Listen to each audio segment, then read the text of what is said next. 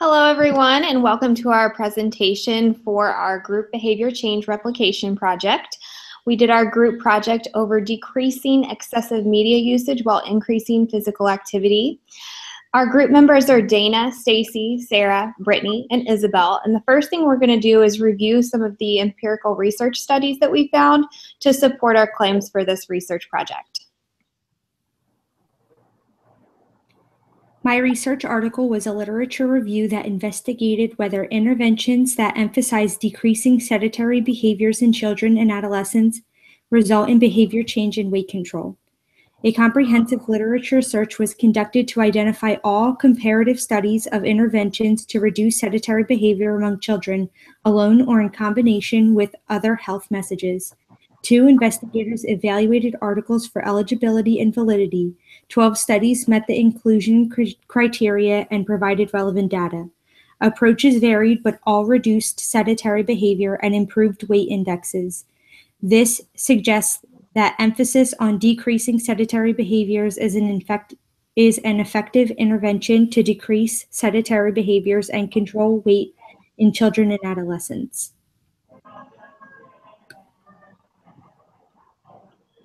My empirical research study was over the characteristics of screen media use associated with a higher BMI in young adolescents, specifically 12 to 19-year-olds. And over the past 3 decades, the obesity range has increased from 5 to 18%. And this study went to look at reasonings as to why that might be, specifically attention to TV and other media outlets such as video games or screen time, contributing to an increase in children and adolescents eating more energy-dense, nutrient-related questionable foods such as fast food, snack food, chips, and sweets, distracted eating, not knowing how many calories you're taking in, and then, of course, sedentary screen media usage due to wanting to stay in and watch TV instead of going outside and engaging in physical activity. It was found that physical activity was related to a decrease in the BMI. So the more adolescents were working out and getting in their physical activity time, the lower their BMI was. In addition, the amount of attention paid to TV, which was found to increase a sedentary lifestyle, was found to positively be associated with a BMI, with the average range of children who spent more time and attention with TV and other media outlets had an average of 2.4 higher BMI than other adolescents their age. My empirical research study looked at the link between antecedent variables relating to obesity in preschool children. So some of the variables included the socioeconomic status of families, perceived safety of the homes, outdoor playtime. They looked at weekends and weekdays separately, and also television viewing time. So this study included 3,141 families ranging across 20 large US cities. There were surveys completed by the parents to report on the perceived safety of their homes, the playtime and television viewing, but it was through details collected at time of birth by the hospitals that determined the socioeconomic status of the families. It showed that there was a positive link between the outdoor playtime and the perceived safety of a neighbourhood. However, there were no links between the perceived safety and outdoor playtime, either on weekends or weekdays, and there was no link shown between obesity and television viewing time. Part of the discussion of the study mentioned that there was no link between the common environmental factors associated with obesity in older children. This may not be because the link doesn't appear until there's several years of a sustained imbalance. So further future studies might look at this link. It might also look at perceived safety and some more specific factors which would limit outdoor playtime to determine if there is actually a positive link. Also, television viewing is not the only form of sedentary behaviour that could cause obesity, so future studies might also sample a greater selection of activities. This sample also favoured large cities and unwed mothers, so future studies might include more diversity to determine any positive correlations between the environmental factors and obesity. The study that I October was about obesity and overweight rates of 9-year-olds. And this was a self-report by parents, and they took duration data on screen time, meaning any technology, whether that be phone, computer, or video games, and physical activity. These durations were taken over a course of a 2-week period, and the results were that high rates of screen time resulted in increased risk of obesity in overweight children, and low physical activity put children at a higher risk of being overweight or obese. And the low obesity in overweight children were in those that had lower screen time duration and higher physical activity duration.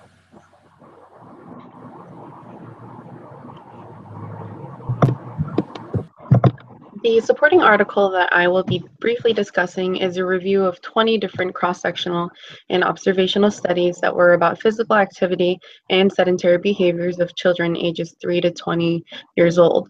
The purpose of this study was to review the published prospective observational studies of the relationship of physical activity and sedentary behavior with the development of overweight and adiposity. Most of the studies under review relied on body mass index to reflect weight status or adiposity. A large number of the studies found that there was a positive correlation to increased television or video game time and being overweight. One of the studies done in Mexico found that for children ages 9 through 16, that with every additional hour of television per day, the odds ratio for prevalence of being overweight was 1.12. And in a study of Swiss children, each additional hour of video games played per day was associated with doubling the risk of obesity. The conclusion of this review was that there was a direct relationship between sedentary behavior and obesity, but that was only found with children before their adolescent stage. The available evidence from prospective observational studies suggests that increased physical activity and decreased sedentary behavior are protective against relative weight and fatness gains over childhood and adolescence.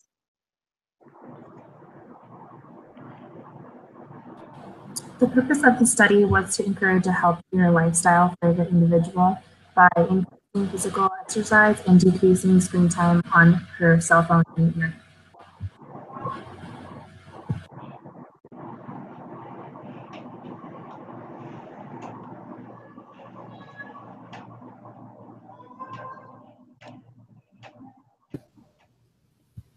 The participant in the original study was a 14-year-old adolescent female who had been prescribed both by her physician and counselor to engage in increased levels of physical activity to deal with boredom and complaints about unhappiness regarding her level of physical fitness. The setting took place in the participant's home. The Bowflex tread climber was chosen for use in the original study because it was already available in the home of the participant and suitable to provide a form of exercise that was not limited by weather conditions. It was used only as a treadmill and because it had adjustable speed and resistance and was able to track distance and speed. A Tanita BC 533 InnerScan body composition monitor was also used. The participant was directed to record only the body mass composition measures to avoid unnecessary ideation about weight fluctuations, which the parents reported the adolescent participant was prone to do. Internet and cell phone availability were also needed for the study, as well as data sheets.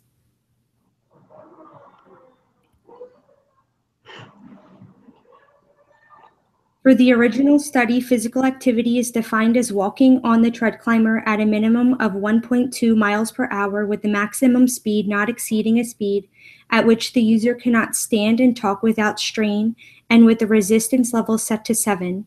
Media usage is defined as non-school related internet and cell phone communication.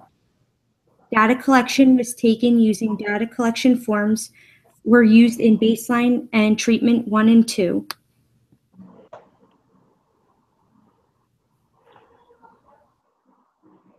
So if you look here, you can see something similar to what we were using for our baseline data collection and the treatment phases. It basically just allows you to see how you're able to collect things based on the date and then all of the different parameters that we're collecting. So for the baseline data collection, the participant, the 14-year-old girl, was asked to record both her internet and phone usage time for personal usage, use in minute increments. And then activity was recorded using frequency, speed, and distance, meaning the total number of sessions per week. Speed was recorded using miles per hour, and distance was recorded using miles traveled. Her body mass composition was taken using the InterScan system every 3 days, and stretching was required prior to every session in order to reduce the risk of injury. She was also allowed to do this on her own basis. So she entered in her own weight and started out at a speed of 1.2 with a resistance of 7, and was able to increase the speed based on her own personal preference, but never exceeding a speed where she couldn't have a comfortable conversation with someone without any kind of strain. The session was over when the participant had decided that she was finished and she didn't want to walk any further. And the participant recorded the data as well. But if the participant decided that she did not want to participate and engage in a session for that day during the baseline data collection series, she didn't have to.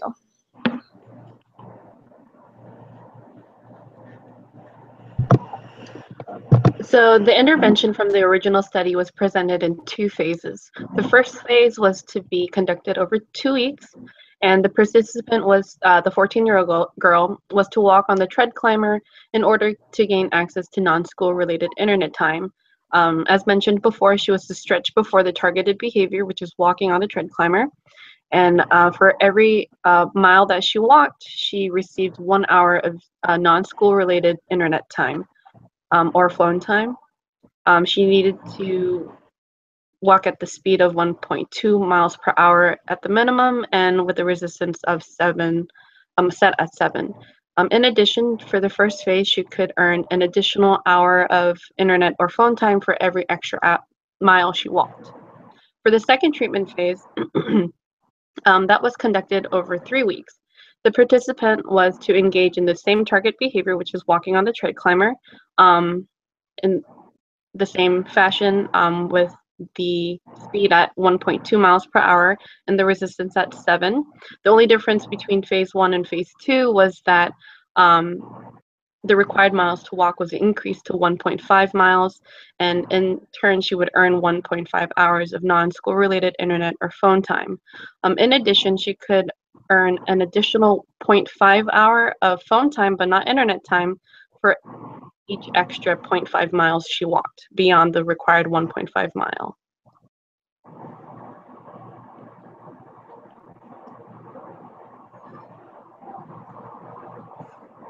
So if you look here, you can see the results over the 3 treatment phases, the baseline and the treatment phases, of her miles walked. Obviously, during the baseline, she didn't engage in any kind of physical activity. During the first phase, she did engage in more treatments, walking an average of around half a mile to a mile. And then during the second treatment phase, when it was more difficult to access time on her media outlets, she increased that time, the distance walked. The same thing was similar in the speed, because she didn't participate in the baseline. That's obviously at 0, but her speed throughout the entire treatment phase pretty much stayed on trend. She stayed at the same speed. It was just the distance walked that was different.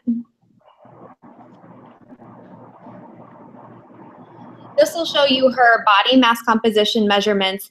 As you can see that they definitely went down as she went further and further in this treatment program. So as she was increasing her distance walked, due to the increased requirements for access to media, she was able to lower her body mass composition. This shows you the average daily usage of her internet and phone, and you can see here that it definitely went down throughout the basement and the first phase and the second phase, showing that based on her access to media, on her physical activity, she was able to go down and how much he actually used it and led a more active life.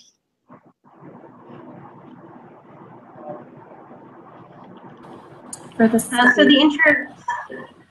the inter-observer agreement, it was the child's parent and the research assistant. So the parents were also called a coach, and it was their job to monitor the child's compliance to the treatment program and all the requirements of the intervention.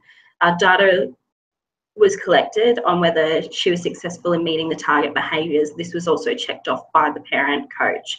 And it was the coach's job to provide the reinforcement if the behaviour target was met. The research assistant was also responsible for implementing the treatment with the parents and to oversee the child's data collection. They verified if specific reinforcements were delivered or denied through contact with the parents and child independently, and they contacted both the parent and the child up to 3 times a week.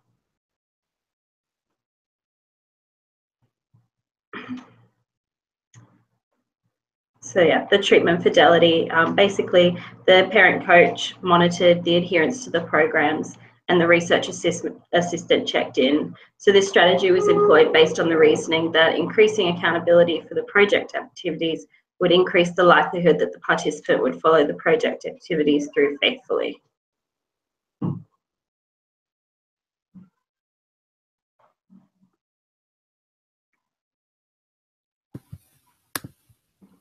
Everyone from our group participated in the replication study. This included Dana, Stacy, Sarah, Brittany, and Isabel. It took place in the participants' homes and gyms.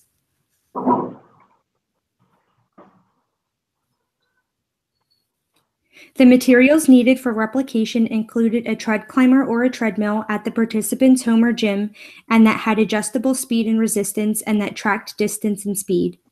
The internet and a cell phone and data collection sheets were also needed.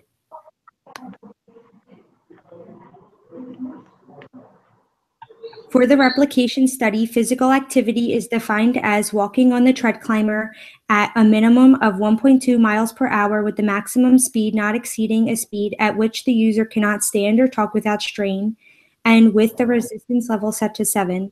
Media usage is defined as non-school related internet and cell phone communication. Data collection was taken using data collection forms and were used in baseline and treatment 1 and 2.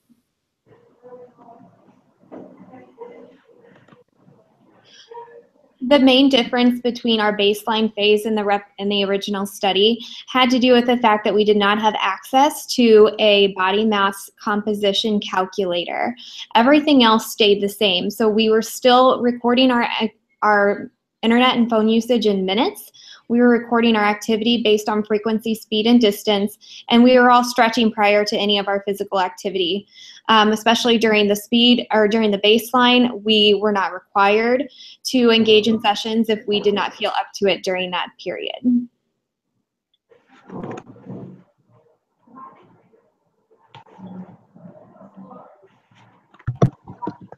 So for our replication of the study, our time was constrained to 1 week per phase instead of 2 like the original.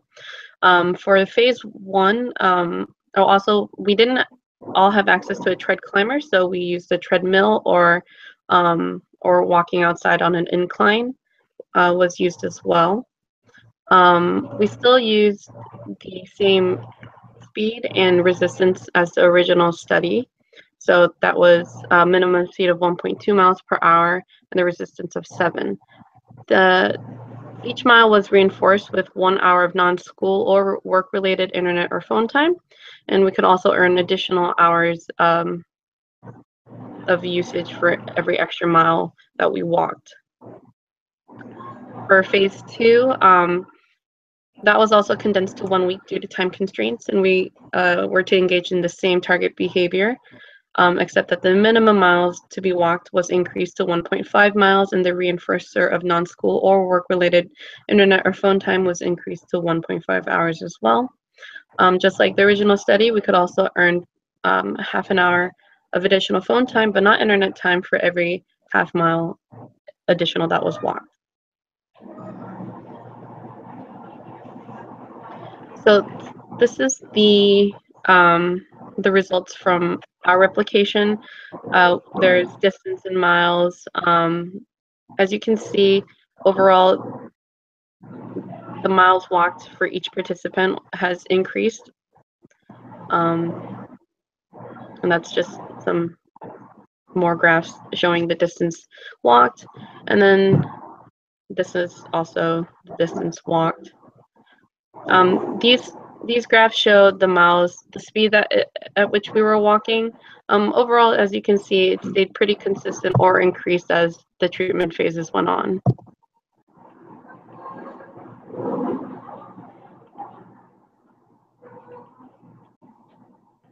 Also with media usage, as you can see, the usage has decreased over time. Everybody started during the baseline with a lot higher of minutes used than at the end of treatment phase 2.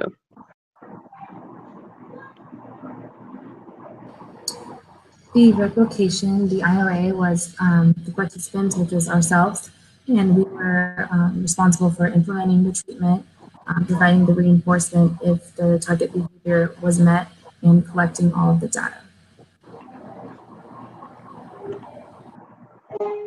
So for the treatment integrity and the limitations of this study, there were no coaches or research assistants to monitor the implementation or the collection of the data. So it was up to the integrity of each participant in the group.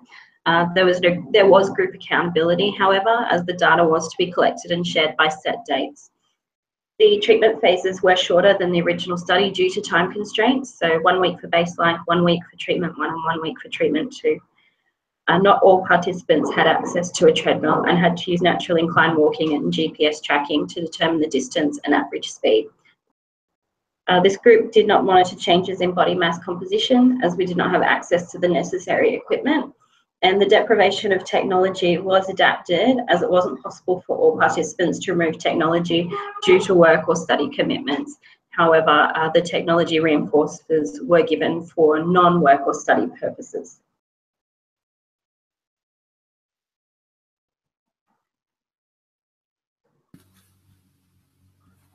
All goals were met in the original study. The participant was able to increase her activity level while lowering her daily usage of phone and the internet.